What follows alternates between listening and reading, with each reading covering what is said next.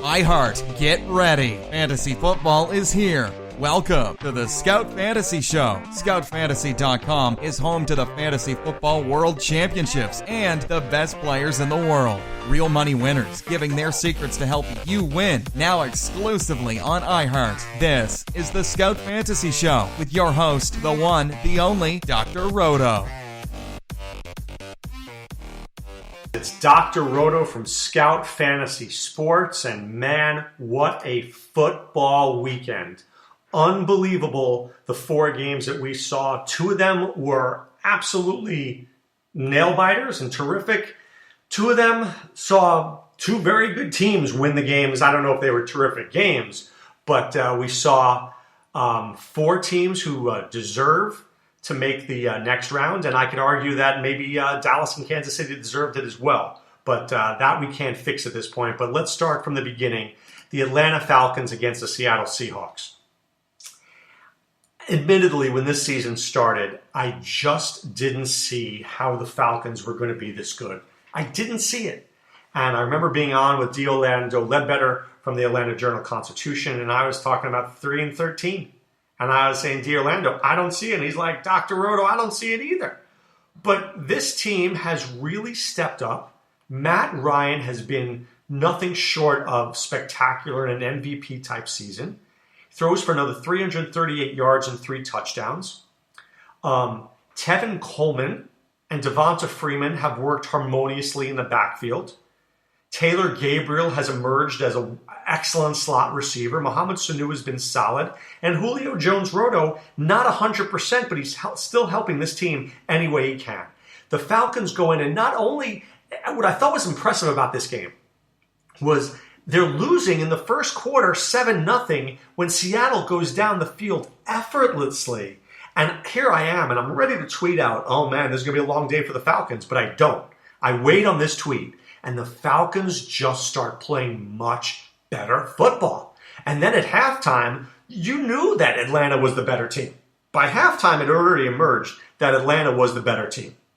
So I think the Seahawks had a good season. I think losing Earl Thomas was a huge, huge loss for this team. I think it exposed this defense and Richard Sherman for being good, not spectacular. Russell Wilson, 17 for 30, 225 yards, 2 touchdowns, and 2 interceptions.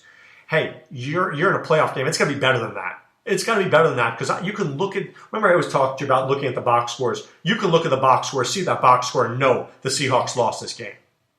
Wilson had 49 yards rushing. Thomas Rawls did nothing, 11 for 34. He was a big bust. Hopefully you didn't play him in DFS. Alex Collins showing a little spark there, 2 for 14. I like his upside. Paul Richardson emerging as a legitimate number 2 receiver there, 4 for 83 to go along with Doug Baldwin, who absolutely sparkled in the playoffs for Seattle. 5 for 80 and a touchdown. Jimmy Graham, 3 for 22 and a touchdown. Really, I want to see more Graham, more Richardson, and I need to see CJ Prosise. I think that's what's going to happen there. They're going to need to see more of him because Rawls is good, but not great. Good, but not great. They need a guy like Prosise who can catch the football and who can, of course, run and do whatever it takes for this team to win. Thomas Rawls, not good enough, but I really like Atlanta moving forward. As we take a look at this game against the Packers next weekend, I can just tell you that this is an exciting team to watch and a team with a legitimate chance to get to the Super Bowl. All right, the Saturday night late game was the Texans against the Patriots. And at the end of the first quarter, once again, you would have thought New England was going to win this game handily, but the Texans came back and played very good defense. They really played great defense. I tweeted out, I felt like the Texans were missing A, J.J. Watt, and B, a great safety. Okay? I know Quentin Demps was injured. I get that, but he's not a great safety. They need like a young gun, maybe a Keanu Neal type of guy, just a real big heavy hitter back there, I think would help them a lot. You know what else would help the Texans a lot? Another quarterback. Brock Osweiler is just poo-poo on a stick. This guy's terrible. 23 for 40, 198 yards, 1 touchdown and 3 picks. 198 yards and 3 picks? I mean, you're going to give me garbage time stuff. This guy's so garbage, he can't even give me garbage time production.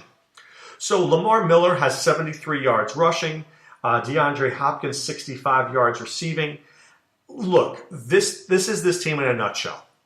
Very well coached, very good defense, very poor offense. They're not far, though, from being good.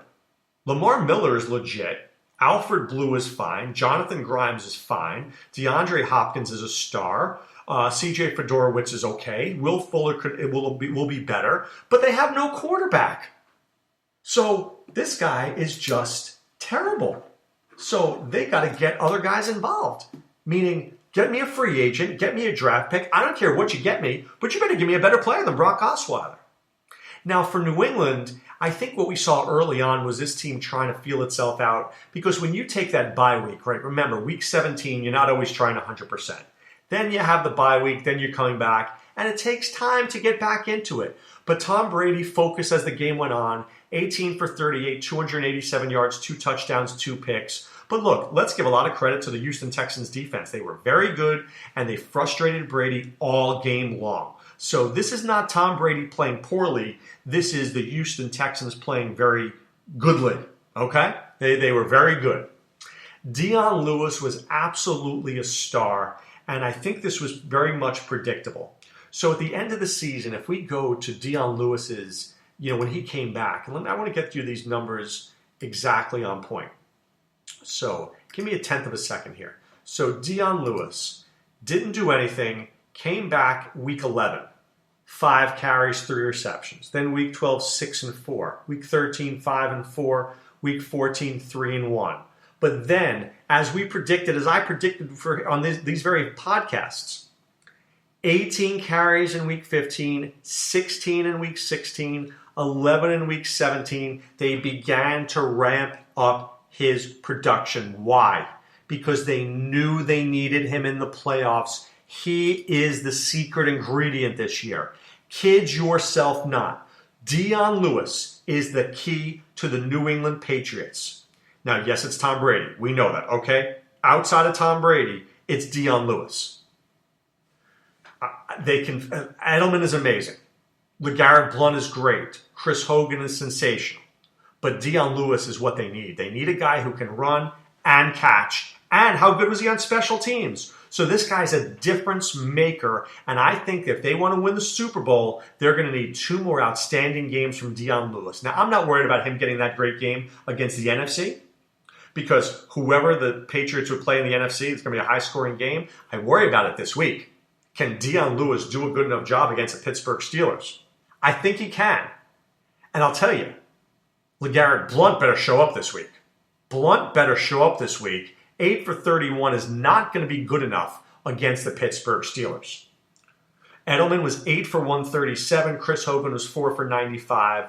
We didn't see enough Martellus Bennett. We're going to need to see a little bit more Marty B as well. The receivers had a very tough matchup against a tough Texans defense. But let me tell you the Steelers are aggressive, and they hit hard.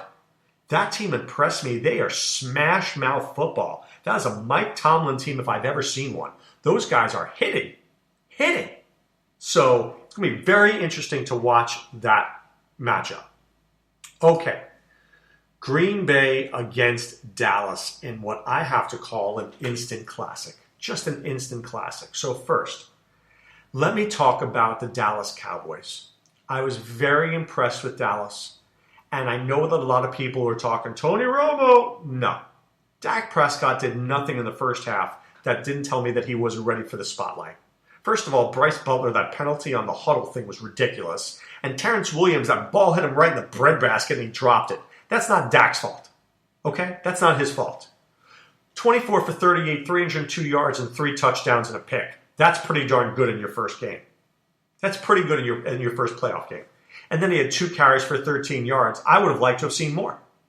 I would have been fine seeing more.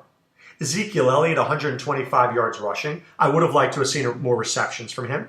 But, I mean, that's nitpicking here. Des Bryant, 9 for 132 and 2 touchdowns. Jason Witten, 6 for 59 and a touchdown. Cole Beasley, 4 for 45. And Terrence Williams, 4 for 68. This is a good Dallas Cowboy team. And if I'm a Dallas Cowboy fan right now, I've got to be thinking to myself, this team can go very far. very far in the future. So let me say this to you as Cowboy fans. Would I rather be the Cowboys or the Cardinals moving forward? Cowboys. Cowboys or the Falcons? Pretty close. Cowboys or the Ravens? Cowboys. Cowboys or the Bills? Cowboys. Carolina? I'll take the Cowboys. Bears? Cowboys. Bengals? Cowboys. Browns? Cowboys. Broncos? Cowboys. You see what I'm saying? The Cowboys are an exciting team. I'd rather be a Cowboy fan right now than almost any other team, because what their upside is. So yes, you lost this game. You did. But you played well, you gave it 100%, and you lost to one of the greatest quarterbacks of all time. You lost to one of the greatest quarterbacks of all time. Aaron Rodgers, 28 for 43, 356 yards, 2 touchdowns and a pick. He ran for another 16 yards. The guy's amazing. And that play to Jared Cook at the end of the game, what a great catch by Jared Cook. Seriously, what a great catch by Jared Cook. 6 receptions, 104 yards and a touchdown for Cook. Devontae Adams, 5 for 76. Randall Cobb, 7 for 62. And let's not forget, Jordy Nelson didn't even play. Jordy Nelson didn't even play. Ty Montgomery, 11 for 47 and 2 touchdowns. Richard Rodgers, 1 for 34 and a touchdown. Montgomery had 6 receptions for 34 yards. This is a team that played very well. And their defense didn't play just well enough not to suck. Right? They played just well enough not to lose. Because this is not a good defense. This is not a good defense at all. But if I'm the Green Bay Packers, look, I admittedly was calling for Mike McCarthy's head at one point. But at this point, this team is just playing at such a high level. So I'm very excited in the NFC. Look, 3 teams could have absolutely made the NFC Championship game. Atlanta, Green Bay, and Dallas. That Dallas lost is tragic for the Cowboy owners, but they were deserving of being there. But Green Bay, Atlanta, that's a pretty good championship game. It's a pretty good one. I'm really looking forward to that game. I'm looking forward to Rodgers and Ryan. They played a great game during the season. I'm excited to see what happens again. Really, the over-under is going to be over 60. That is amazing. Not a lot of defense going to be scored in that game. It's going to be a great game to watch. Great game to watch. All right, and finally, the last game that we should be talking about, the Steelers against the Chiefs. So let's just call it what it is. Andy Reid is a very good coach. I will never say that he's not. But he's got a 12-4 team. That's who they are. And this team is not a Super Bowl winning team. You've got a quarterback who's not good enough. You've got a running game that is marginal at best. You've got an outstanding tight end. You've got a good young receiver who still hasn't learned the plays. And you have an exciting defense. That's what you got with a great cover guy in Marcus Peters. But you need more. You need more. You do. But it all starts with the quarterback, because you're not winning any Super Bowl with Alex Smith. It's just not happening.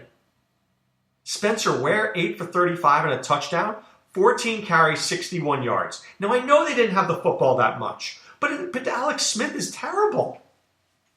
If I'm the Chiefs this offseason, the first thing that I'm doing is I'm investing in a quarterback.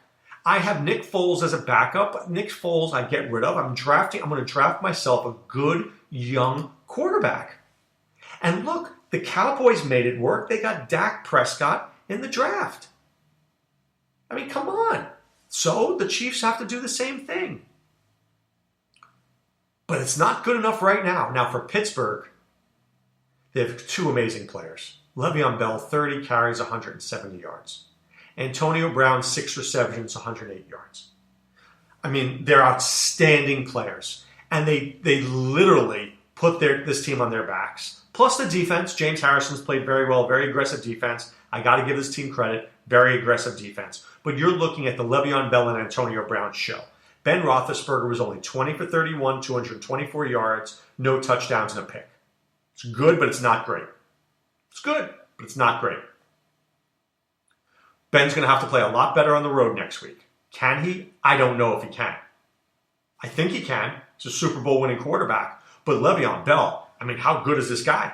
And what I love about Le'Veon Bell is he gets and he waits and he waits and he waits and he waits and then he goes. Most other coaches, hit the hole, go. The Steelers let Bell be Bell. Isn't that great coaching? Let Bell do what he does naturally.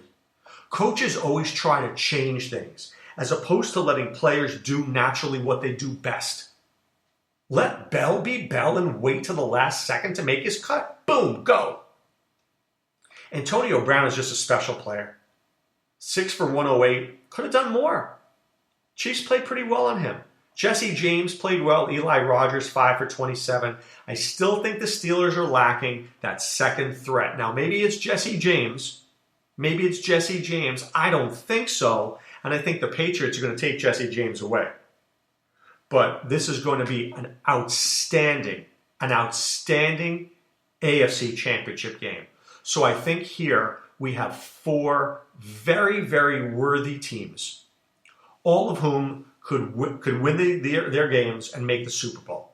If I told you Pittsburgh, Atlanta, or Pittsburgh, Green Bay, or New England, Atlanta, or New England, Green Bay, I'm okay watching any of those games. Those are really great games to watch. Good quarterbacks, good defenses, stars, good coaching. Look, here's what we learned this year. You need an okay defense, but you need an outstanding quarterback. And you need playmakers. You need playmakers to advance. So it'll be very interesting over this course of this week to see what the coaching staffs are going to do. Will Freeman get the football more? Will Aaron Rodgers go with a no backfield? Will Jordy Nelson be able to play? Can the Steelers, who will Bill Belichick take away? Bell or Brown? I'm taking away Bell. I'm going to make Ben Roethlisberger beat me on the road. He can do it, but I'm going to make him do it. Right?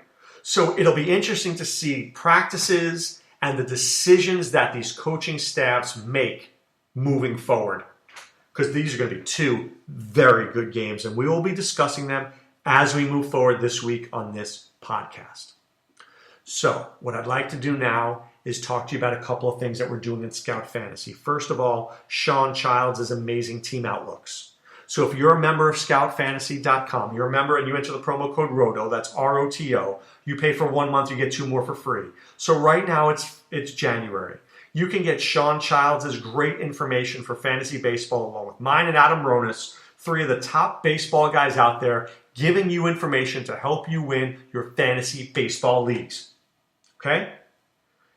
These team outlooks are tremendous. Secondly, the NBA DFS, our free optimizer. It's not going to be free for long, but it's free for now, and you guys should be a part of it. Get a part of it. It's no extra cost. Check that out at Scout Fantasy, as well as our Scout Scores, right? Our Scout Scores help you decide which players to play in the NBA, who are the best value plays. And of course, we have NHL DFS with our guys Kick and Cappy, Mr. Pucks. We've got MMA from Y2 Casey. We've got PGA DFS. We've got a bunch of stuff there that can help you win, whether it's your seasonal or your DFS leagues. We're one-stop shop. That's what Scout Fantasy is. We don't piecemeal it either. You pay for one thing, you get everything. That's the best part of what we're offering at Scout Fantasy. But right now, what it's time for is to put away the insurance cards, put away the copay. The office is closed, my friends. Man, with some 2 great football games this weekend, I'm so excited to see the championship games. I'm looking forward to them next week. I'm looking forward to the Super Bowl. And then we've got baseball coming up. So it's just a very exciting time here. If you're a sports fan, so keep it right here to these podcasts and keep it right here to scoutfantasy.com. All right, guys, happy Martin Luther King Jr. Day. If you're going to play DFS, there's early slates and late slates for NBA. So check it out at Scout Fantasy and be a winner. All right, guys, have a great day. Be well. Take care. Thanks for listening to the Scout Fantasy Show. There's never been a better time to join the Scout Army. Visit scoutfantasy.com. Use the promo ROTO for 2 months free. And don't forget, fantasy players, please thumbs up the podcast on the iHeart app. See you next time. Go Scouts!